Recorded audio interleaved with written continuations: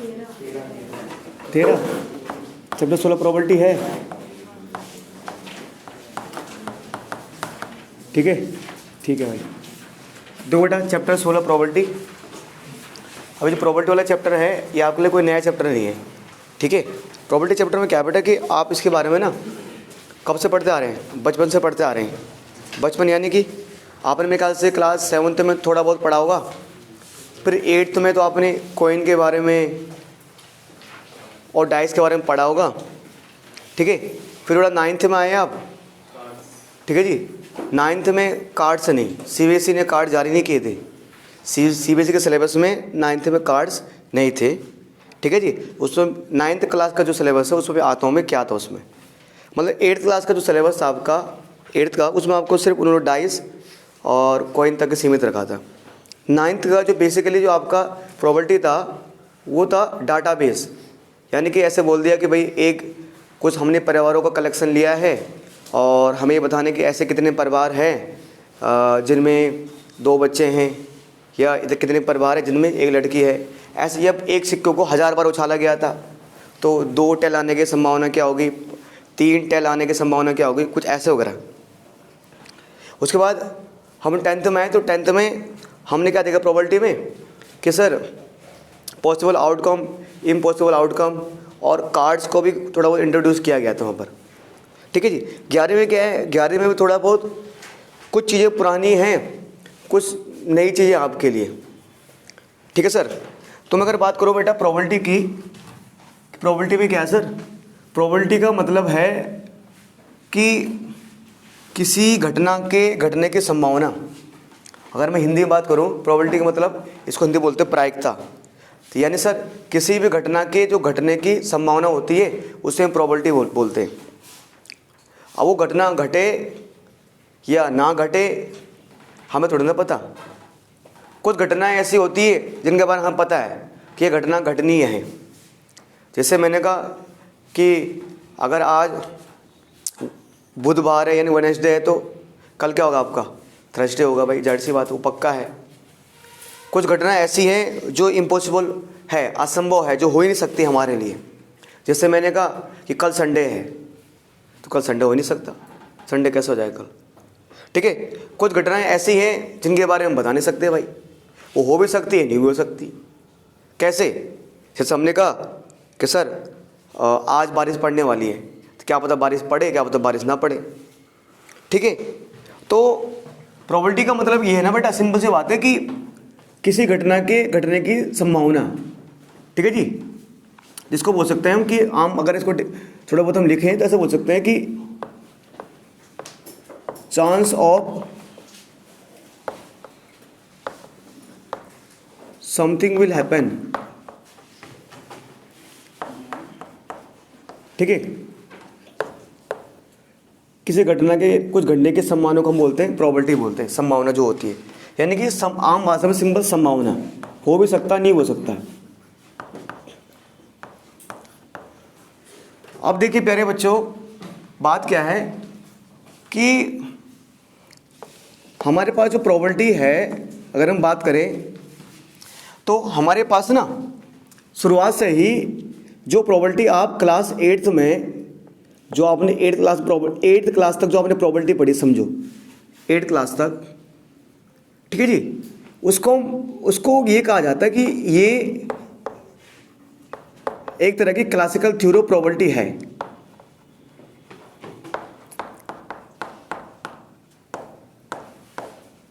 देखो classical theory of probability ये इसलिए कहा गया इसमें क्योंकि इसमें इक्वली लाइकली आउटकम के बारे में डिस्कस किया जाता था।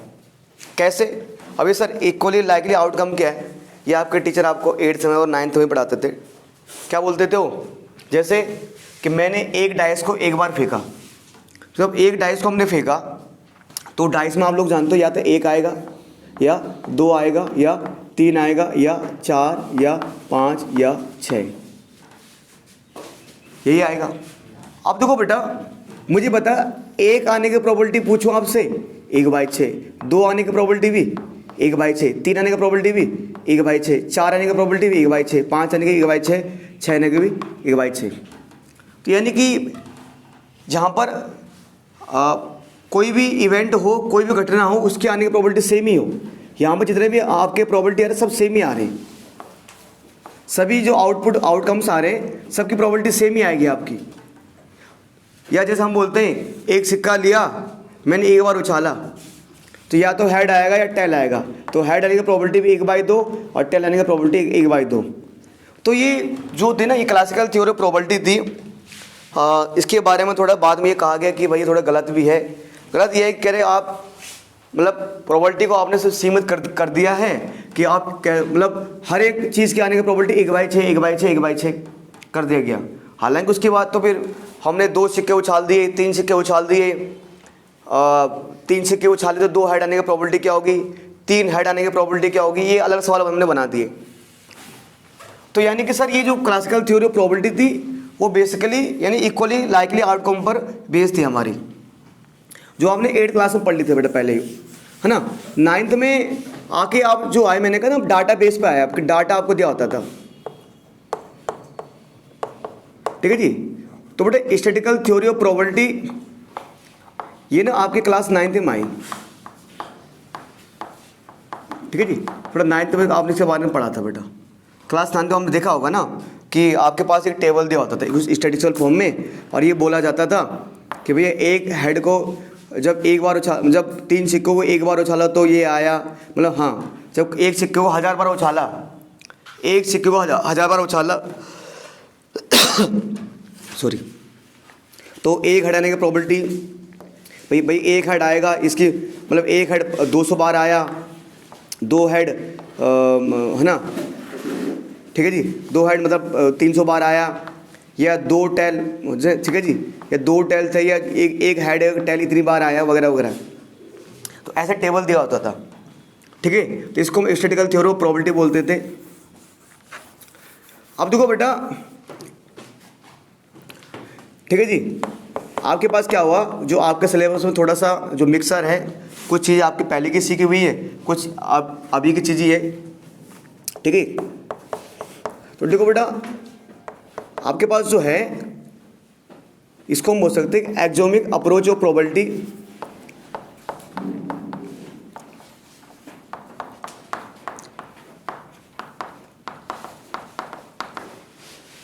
हालांकि बेटा आपके लिए जहाँ तक थोड़ा मैं देख पा रहा था, शायद उन्होंने जो पूरी प्रोबेबिलिटी वाली चैप्टर एक्सरसाइज नहीं हटाई, पूरा प्रोबेबिलिटी नहीं हटाया आपके सिलेबस से इस बार। आप लोग जानते हो कि जो आप ये आपका 2019 और कौन सा 20 और 21 का आप जो सिलेबस है उसमें से कुछ पार्ट उन्होंने हटाया है। तो यहाँ से उन्होंने 2-3 चीज़ें हटाई हैं। तो जहाँ तक मैं देख रहा था शायद उन्होंने ये टॉपिक आपका सिलेबस उन्होंने हटा दिया है। तो ये आपका 16.3 या 4 में ऐसे मिलेगा आपको। तो ये टॉपिक आपके पास थोड़ा बहुत नहीं है, आएंगे देखेंगे, जब आएगा तो आपको बताऊँगा मैं इसके बारे में, ठीक है प्यारे बच्चों, है ना। और ये जो मतलब आप जो 11th में पढ़ रही है इन्हीं की देन है। और ये कोई रशिया के एक व्यक्ति थे, कोलमोरगो, नाम भी थोड़ा इनका अजीब सा होता है ना। और 1993 में कुछ अपनी थ्योरी ले आए थे, इसके बारे में बताया था, डिस्कस करेंगे जब आएंगे बेटा, ठीक है। तो प्यारे बच्चों, ये तो थोड़ा बहुत इसका कुछ बेसिक वगैरह था। तो बेटा हम काफ़ी चीज़ें पढ़ते हैं जिसके बारे में हम बार बार पढ़ेंगे, ये पढ़ते भी आ रहे हैं आप कि देखो बेटा, आप लोग जानते हो एक होता है आपके पास रैंडम एक्सपेरिमेंट।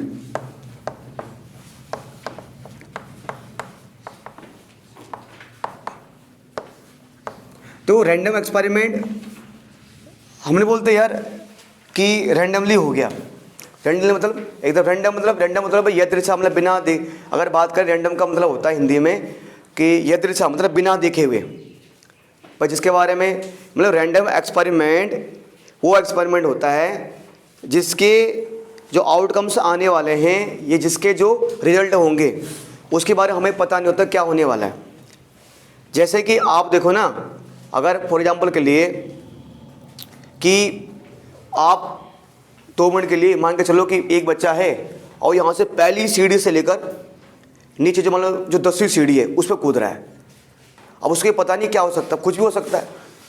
बस उसकी कमर टूट सकती है, उसकी एक टांग टूट जाएगी, ठीक है जी, क्या पता उसके दोनों टांग टूट जाए, कुछ भी हो सकता है भाई। तो वो तो सर संभावना है, पर रैंडम एक्सपेरिमेंट क्या है? चलिए ये तो प्रोबेबिलिटी कुछ भी हो सकता है, पर रैंडम एक्सपेरिमेंट ऐसा एक्सपेरिमेंट है ना, जिसके जिसके रिजल्ट क्या निकलने वाले हम खुद उसके बारे में श्योर नहीं है कि भाई यही निकलेगा। मैं कह रहा हूँ ना, आपने डाइस फेंका तो आप कैसे बोल दोगे 6 ही आएगा? वो तो अलग बात है, आप उसको ऐसे करते हो बिना उसे करते हुए कि भैया ऐसे लगा दे, देखो भैया 6 ही आया पक्का, भैया पक्का 6 ही आएगा।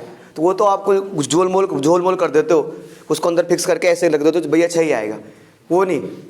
यानी बेटा रैंडम एक्सपेरिमेंट वो एक्सपेरिमेंट है जिसके जो आउटकम्स हैं, जिसके जो परिणाम बोलते हैं, यानी हम आम भाषा में रिजल्ट बोलते हैं, उसके बारे में श्योर नहीं है, उसको हम बोलते हैं क्या?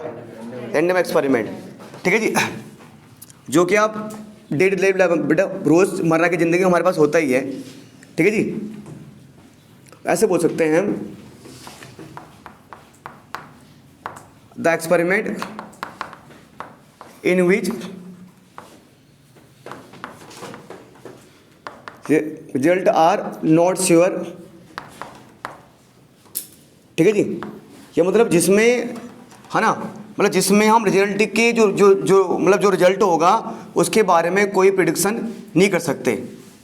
ठीक है जी, तो sir the experiment in which result are not sure कि रिजल्ट क्या होने वाला है, हमें नहीं पता उसके बारे में कि हमारा हेड ही आएगा या हमारा टेल ही आएगा, हमारा क्या आने वाला है बेटा। आप देखो बेटा, जब हम रैंडम एक्सपेरिमेंट की बात करते हैं तो यहाँ पर देखो बेटा एक और चीज़ हो जाती है हमारे पास कि बेटा हमारे पास एक आता आउटकम्स। अरे आउटकम्स का मतलब क्या है? आउटकम्स क्या है सर?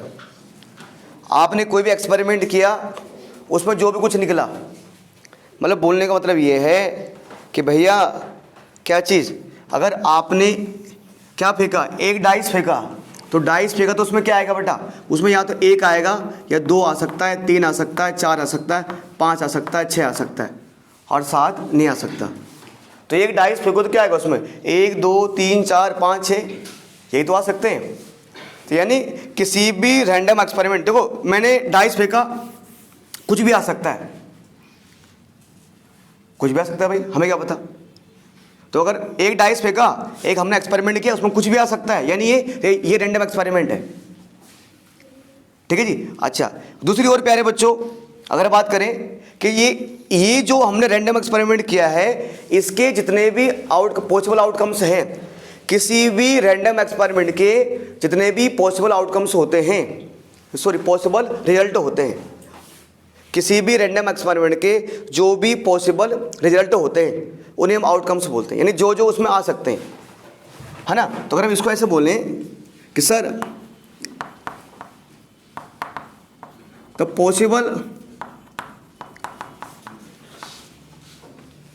पॉसिबल रिजल्ट, है ना, possible result of a random experiment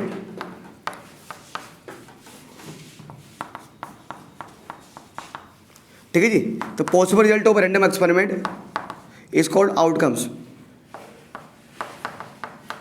उससे हम आउटकम्स बोलेंगे बेटा, वो हमारे लिए हो गया आउटकम्स। ठीक है, जैसे क्या हो, अरे मैंने क्या हो गया भाई, मैंने एक सिक्का फेंका, ठीक है जी, और जो भी उसमें आ सकता भाई, मान लो 1 आ गया, सॉरी है ना, एक नहीं, मैंने एक डाइस फेंका, उसमें 1 2 3 4 5 6 ये आ सकते हैं भैया, ये आउटकम्स हो गए मेरे पास, सिंपल सी बात है। ठीक है सर, बट इसके बात करेंगे कि सैंपल स्पेस।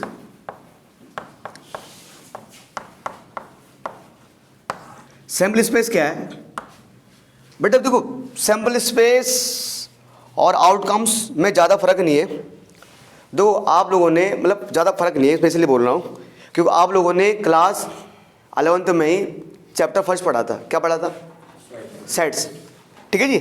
तो जो भी हमारा आउटकम्स आ रहे हैं ना, आपको याद होगा एक चीज़, देखो ये चीज़ तो हमने क्लास 10th में सीख ली थी।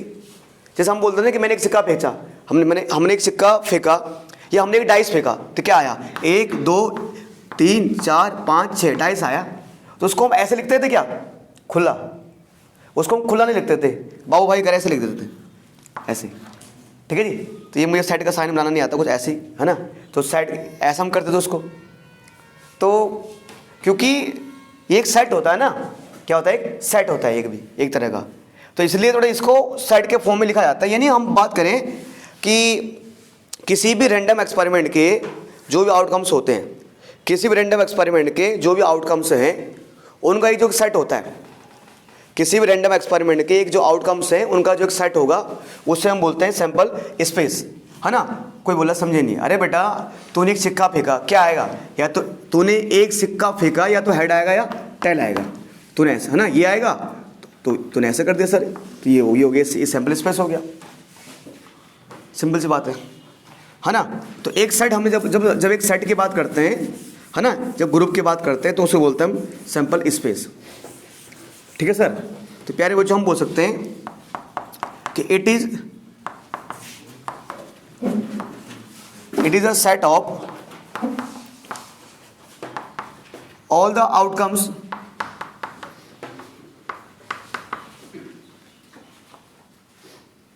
Of a random experiment. बटी मैं इसके बारे में इसलिए बता रहा हूं आपको क्योंकि ना रैंडम एक्सपेरिमेंट आउटकम्स ये ना, ये आपके जब आप कुछ क्वेश्चन करोगे तो बार बार ये टर्म वहाँ पर आएंगे, यूज होंगी। अब बाकी तो बहुत सारे टर्म है यार, कई चीज़ें हैं, ठीक है जी, उनके बारे में बोलते बोलते भी थक जाएंगे हम।